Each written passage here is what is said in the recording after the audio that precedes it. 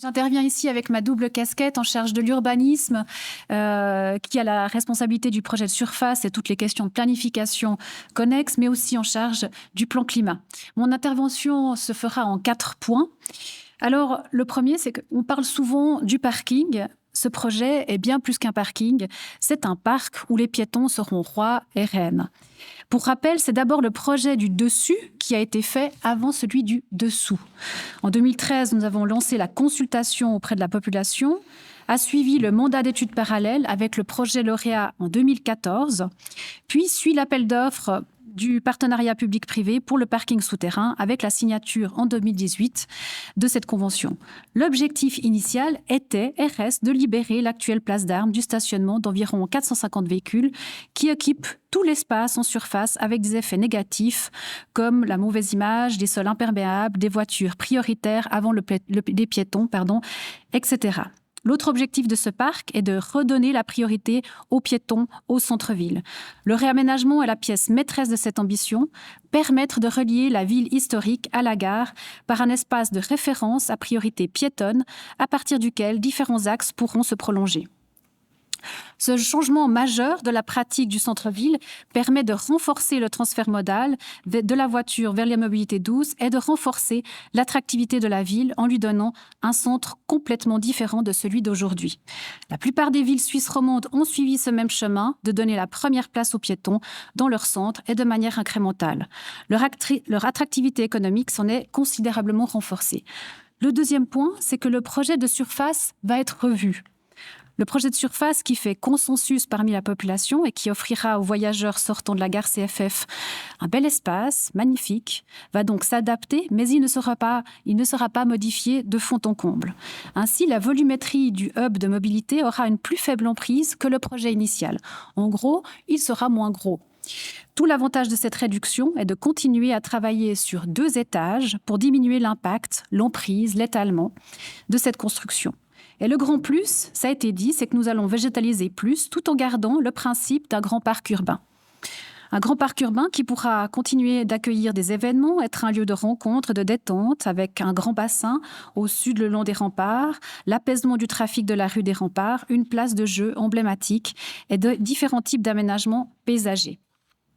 Pour être clair, il y aura plus d'arbres, tout en gardant la perspective entre le collège de la Place d'Armes et le théâtre Benoît-Besson, qui est recensé par l'ISOS comme devant être maintenu. Le troisième point, ça a été dit, c'est le besoin de stationnement des plans d'affectation, anciennement des plans de quartier du centre. Dans le préavis négatif cantonal de juin 2021 et les rencontres de travail avec la DGMR, avec le canton, l'inclusion des besoins de front-gare dans le projet de parking a été fortement critiquée. Pour la DGMR, les projets privés doivent subvenir en eux-mêmes à leurs propres besoins de stationnement. Ou alors les procédures devraient être liées et liantes, ce qui n'est pas le cas avec ces 2 projets. Le retour d'examen préalable indique que le permis d'exploiter des places de stationnement prévues pour les projets d'affectation front-gare, soit 170 dans le parking, doit être conditionné à la réalisation de ces plans d'affectation. Or, l'horizon de réalisation est difficile à estimer, en particulier pour ce qu'on appelle nous les secteurs 2 et 3, mais c'est le centre de front-gare, soit là où il y a les CFF et la Poste Immobilier.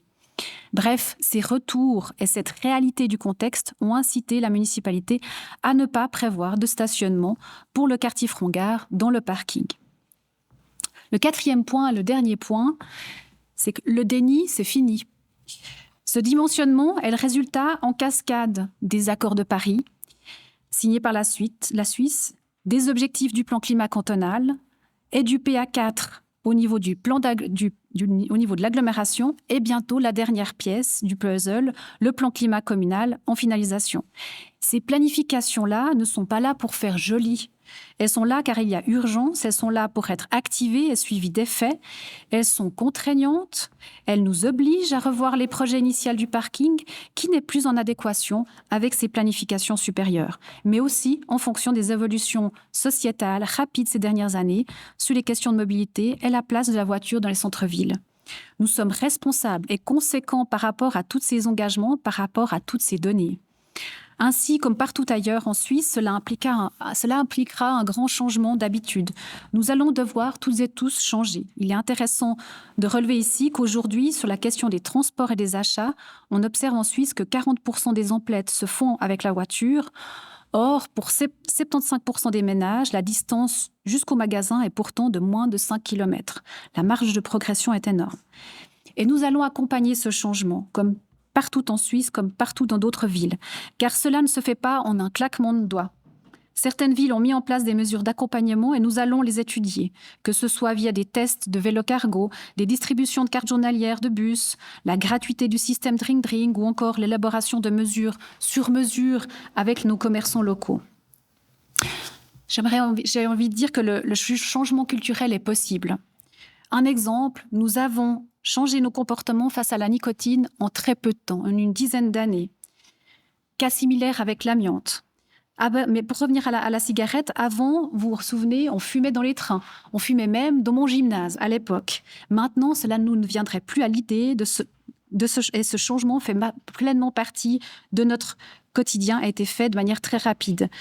Cela sera la même chose pour ces trajets proches, faisables à pied, à vélo ou en bus. Maintenant, rappelons-nous quelques éléments de contexte climatique. 2018, inondation à Lausanne. 2021, des inondations en Allemagne et aussi à Yverdon. Nous avons été 1 mois sous l'eau, 2 semaines pour faire baisser le niveau du lac, et puis des feux dans beaucoup de parties du monde. Au Canada, avec 800 décès et 50 degrés au Canada. Chose nouvelle, pendant cette année 2021, nous utilisons désormais un nouveau vocabulaire pour décrire la météo d'un monde en crise climatique, comme vortex polaire, dôme de chaleur, tornade de feu. En 2022, l'été fait place à des vagues de chaleur énormes, sans précédent, à de multiples endroits. Des 40 degrés font exploser les normes et les comptabilités jusqu'alors. Et ces températures élevées sont arrivées beaucoup plus tôt que ne le prévoyaient les scientifiques et les modélisations. Bref, ça y est, j'ai envie de dire, on y est. Tout ça pour vous dire qu'on vit un moment de bifurcation.